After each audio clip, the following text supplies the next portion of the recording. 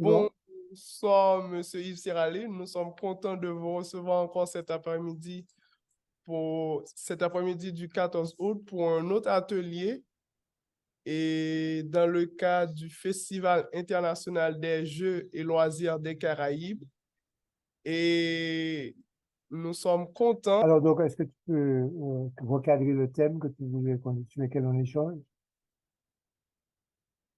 C'est un atelier de jeu que vous pouvez en parler. Et ce matin, vous avez fait sur la création, c'était très intéressant.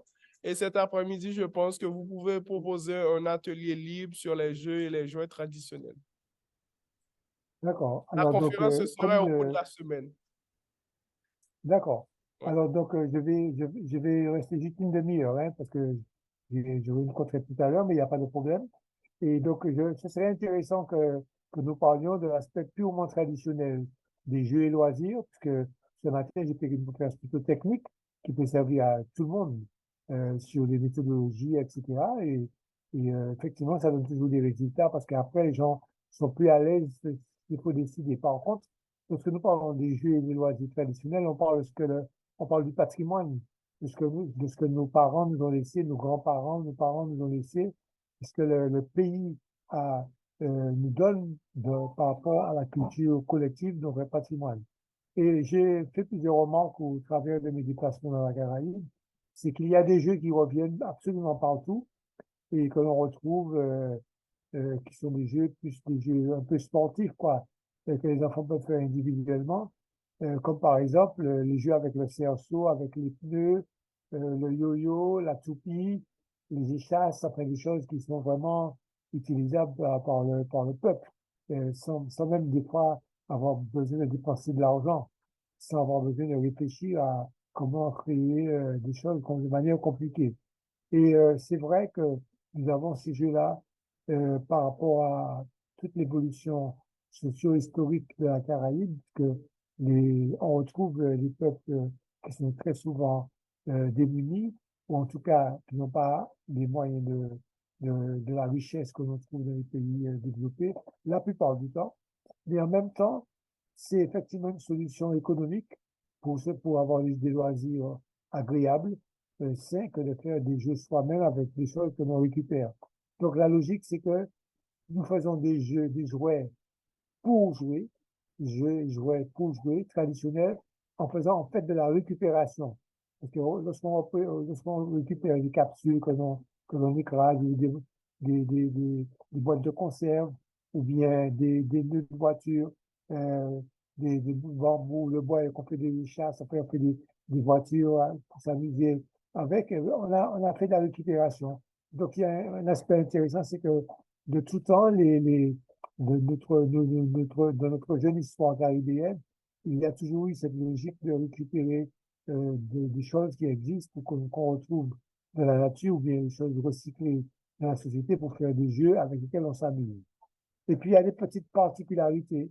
Par exemple, en Martinique, jusqu'à preuve du contraire, bien entendu, de toutes les îles de la Caraïbe, nous sommes le seul pays où il y a un manège traditionnel, vraiment traditionnel, local, qui a plus de siècles et qui n'a pas changé depuis il a été créé par les populations locales, avant même qu'il y ait des manèges comme dans les parcs d'attractions, etc.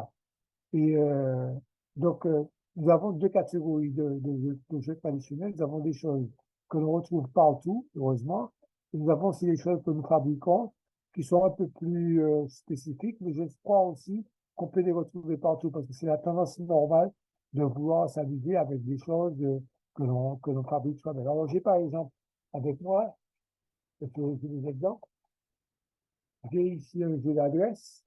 Voilà, j'ai un jeu d'adresse que n'importe qui peut fabriquer avec Ah, une ok, plaque de bois ou de super. carton. Ouais, Et là, c'est de la récupération. Ça, c'est des ok. morceaux de plastique qu'on utilise pour la consommation. J'ai découpé puis on fait les jeux. Donc, j'ai fait ça, ça a 15 ans, c'était généralement 15 ans. Et ça n'a pas bougé. C'est fait du carton de récupération, du tissu et puis du plastique. J'ai fait plusieurs comme ça. Alors, ça fait un jeu d'inverse, mais qui motive beaucoup les enfants de notre jeu. Là, c'est un jeu avec des pistes. Alors, on peut mettre sur la piste tout complet. Sur la piste, on peut mettre des petites voitures. Par exemple, on peut prendre des petits objets. Par exemple, je pense que je veux. Je vais là. Chacun fait ce qu'il veut. La première chose, j'ai tout aussi dans la main. Ça peut être n'importe quoi. Il y a des cases. Comment dire, des dés. Et puis, on fait avancer au fur et à mesure que nos dés nous donnent des points. Donc, alors, en Martinique, on joue ça en Guadeloupe aussi beaucoup avec des petites voitures miniatures. Mais j'ai remarqué qu'en mettant n'importe quoi, les gens jouent. Ça leur permet de faire une petite compétition entre eux. Et puis voilà, ce sont des jeux agréables qui n'ont pas de conséquences particulières et qui peuvent permettre aux jeux d'amuser. Alors, et puis je prends un troisième, un petit exemple. Toujours faire avec de la récupération. Un jeu avec, qui est pareil, des petits bols que l'on récupère dans le milieu de la consommation. On a fait par conséquent des supports, on a collé sur le support et les gens peuvent envoyer des petites balles là-dedans, ou envoyer des choses là-dedans, comme ça. Ils peuvent jouer et puis ça fait des jeux d'adresse. Et en même temps, il y a des numéros, donc les gens peuvent calculer des chiffres, les gens peuvent calculer le résultat de leur adresse. Donc c'est intéressant parce que ça permet non seulement de faire une petite compétition d'adresse, mais aussi de calculer par conséquent pour avoir des résultats par rapport aux chiffres. Donc voilà des exemples qui montrent que euh, ce sont des choses vraiment classiques et qu'on pourrait retrouver sous d'autres formes, dans d'autres pays, mais c'est la même logique. Mais par contre, l'intérêt de ce que je vais montrer, c'est que c'est de la récupération. Et ça, même s'il pleut ou n'importe quoi, ça n'a pas bougé. Ça a 15 ans. Ça n'a pas bougé. Donc, ce qui veut dire que ce sont des loisirs qui ne coûtent pas très cher, mais avec un peu d'ingéniosité, avec un peu d'intelligence, on peut arriver à faire des choses qui peuvent attirer un grand nombre de personnes. Donc, quand j'amène ça, j'en ai peut-être 7 ou 8 comme ça. Je vais quelque part, il y a 7 ou 8 soleils et des dizaines d'enfants peuvent jouer. Alors, donc voilà, c'est un exemple. Et puis, je ne sais pas si tu peux me donner le partage d'écran. Je voulais montrer quelque chose. Oui, vous pouvez Je partager. voulais montrer. D'accord, mais je vais partager. Est-ce qu'on voit l'image? Oui, oui, bien sûr, nous voyons l'image. Voilà, voilà. Alors voilà l'image. L'image, ça s'appelle, chez nous, alors c'est un manège, que c'est un modèle que j'ai inventé, hein, parce qu'il y a un plus grand encore, mais c'est bien intéressant parce qu'il montre bien que ce sont les enfants qui l'utilisent. Donc, les enfants sont des petites voitures que nous avons fait en bois. Il y a différentes choses comme ça. Et puis, nous sommes en train de jouer à côté. Il y a un monsieur qui a un tambour.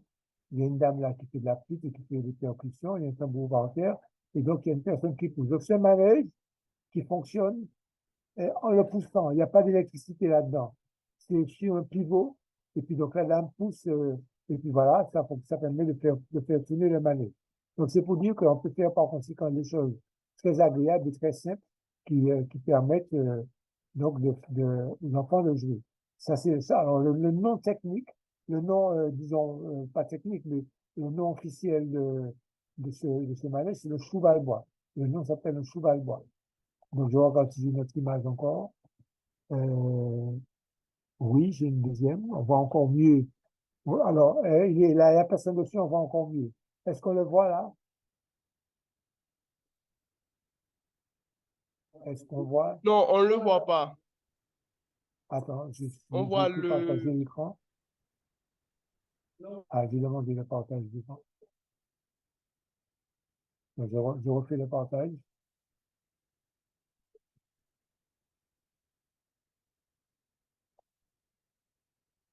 Est-ce qu'on voit?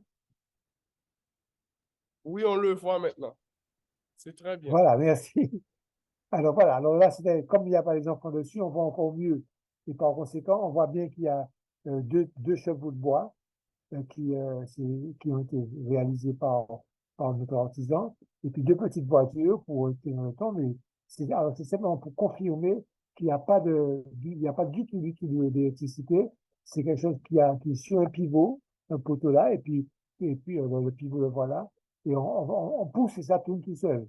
Et même s'il y a 2, 4, 6, 8, 10, 12 enfants, parfois dessus, ça tourne parfaitement. Mais c'est fait pour les petits enfants, très précisément. Et voilà un exemple de création locale. J'ai bien vérifié, il n'y a aucun autre endroit de la Caraïbe où il y a un manège comme ça, et qui se distingue bien sûr des manèges électromécaniques qu'on utilise dans les fêtes foraines dans le monde entier, et qui sont des machines électriques. Là, c'est totalement vernaculaire, tout c'est en bois et en métal. Alors, le plancher en bois, les voitures, les chevaux sont en bois, et puis il y a juste les armatures et le pivot central qui sont par conséquent en métal pour que ce soit plus solide. Donc, on pourrait le faire en bois dur ou bien même en bambou si on voulait. Alors, voilà un exemple donc, de création et, vernaculaire qui permet des loisirs en Martinique. Et pendant très longtemps, il y a eu beaucoup de toutes les fêtes patronales, il y avait un manège du même type.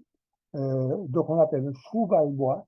Alors, évidemment, ça ressemble beaucoup au cru de l'haïtien, cheval-bois, et qui existe depuis, on a des traces depuis les années 1900. On a des traces de ça.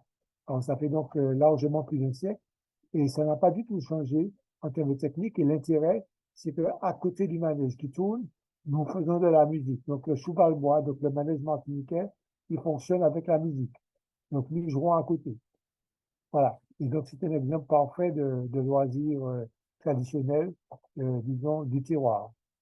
Alors, on peut dire que n'importe qui pourrait se retrouver à réaliser, à concevoir des objets de loisirs comme celui-là, ou des jeux, des jouets faits avec des boîtes de conserve, avec toutes sortes de choses qu'on récupère.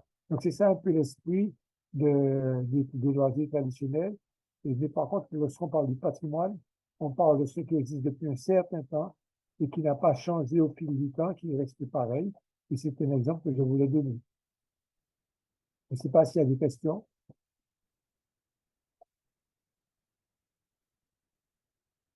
Et non, on n'a pas de questions. Mais Mais est-ce que les images étaient claires? oui, oui, bien sûr. Et je vous enverrai les photos de la projection.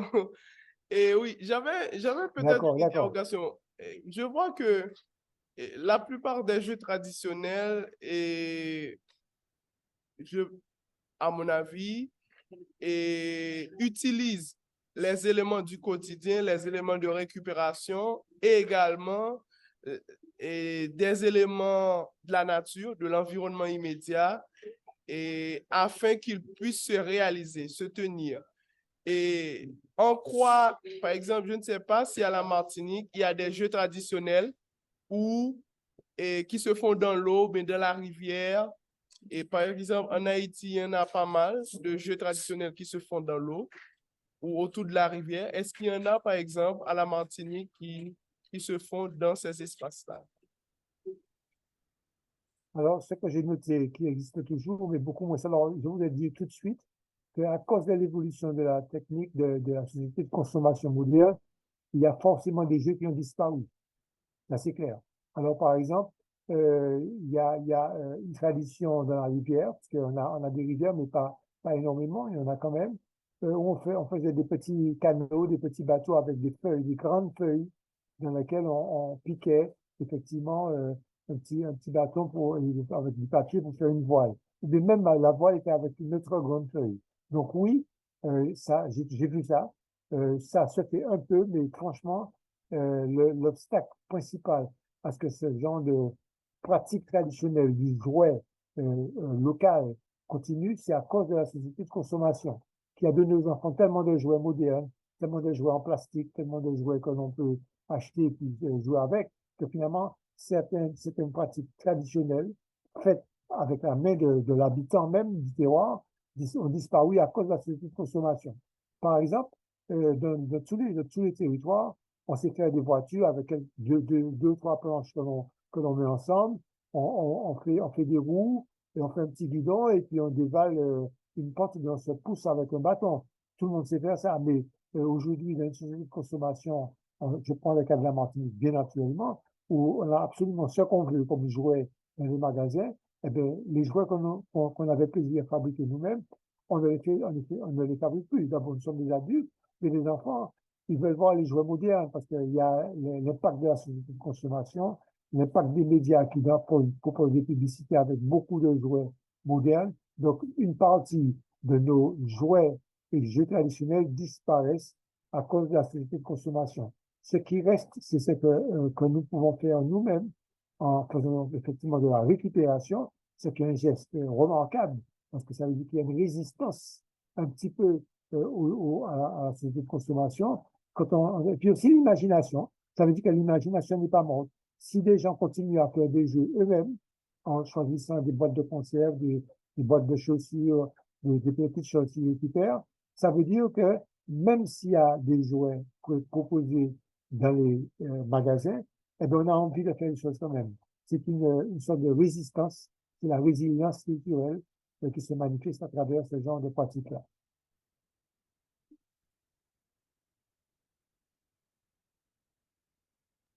Très bien, merci beaucoup, beaucoup. Et moi, je vais prendre un exemple. Par exemple, il y a le tiré-paillard, il y a l'obé de l'eau, des jeux qu'on fait où, où les enfants ou les adolescents alternent et de façon alternée et tapent dans l'eau et l'eau et leurs mains font des pressions sur l'eau et il y a des gouttes d'eau en suspension et ça émet un son et de façon cohérente et harmonieuse et ça participe à la réalisation et du jeu. Il y a pas mal d'autres jeux qu'on fait dans Oui, l'eau et je vois par exemple il y a des similarités avec d'autres jeux dans les îles polynésiennes, mais je me demandais assez souvent si et par exemple les rivières, les sources d'eau ou bien les lieux qui possèdent de l'eau et à la Martinique ou à la Guadeloupe, dans les autres pays de la Caraïbe francophone, ont de telles pratiques ludiques comme Haïti. Je me questionnais là-dessus. alors ouais, la pratique de la frappe de l'eau, ça n'a pas de nom particulier, mais nous avons fait ça quand on était gosse, aussi de notre génération. Je pense pas que la génération le fasse de manière organisée. Il n'y a pas, si on veut, la pratique n'a pas de règles. Ouais. C'est-à-dire que ce que tu dis, il y a une règle. Dans l'exemple que tu as pris. Mais je insiste sur une chose, tous les territoires ont leur propre culture, bien sûr leur propre patrimoine. Il n'y a pas forcément de choses qui se retrouvent dans plusieurs pays en même temps. Ce qu'on retrouve, c'est des choses extrêmement basiques et assez logiques, comme par exemple la course avec les nœuds et le bâton, ou bien les yo-yo, ou bien les toupies, c'est planétaire. Dans le monde entier, il y a ça. Et donc, je crois qu'en effet, c'est bien donné comme exemple, qu'il y a des pratiques traditionnelles de loisirs qui sont propres à l'imaginaire collectif de chaque peuple. Chaque peuple a ses évolutions, exactement comme ça peuple a son langage, ou sa forme de langage, ou sa forme de musique, ou sa forme de danse. Et heureusement, parce que c'est grâce à ça qu'il y a cette diversité et cette complémentarité dans les loisirs traditionnels, les jeux et les jouets des différents peuples de la Caraïbe.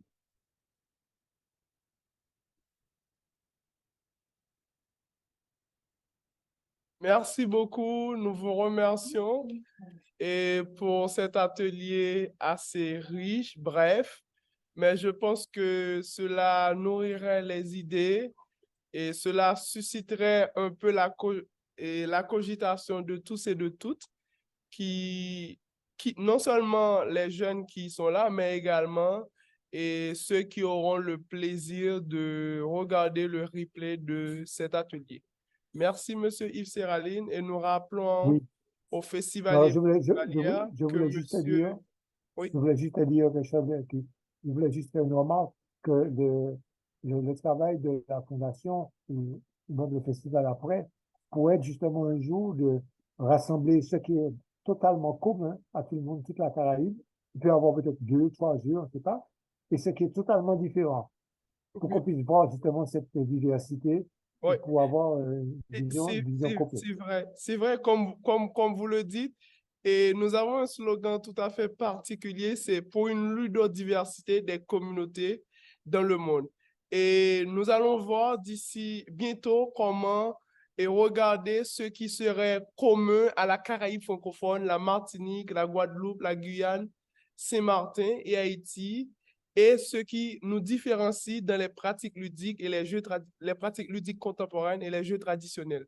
Et ce serait quand même un travail assez et tout à fait intéressant à léguer aux générations futures et également à susciter des réflexions sur le PCI, le patrimoine et culturel immatériel et également le patrimoine ludique d'une manière générale. Entendu. D'accord. Merci beaucoup, D'accord, M. Yves d'accord. Serraline. Nous rappelons aux festivaliers et festivalières que M. Yves Serraline est l'invité d'honneur et de cette édition du FIJLOC, du Festival international des jeux et loisirs. Et, et c'est tout à fait notre première édition, mais nous espérons bientôt, pour la deuxième édition, continuer à travailler avec M. Yves Serraline. Merci. Entendu. Merci, au revoir. Merci, au revoir. À bientôt.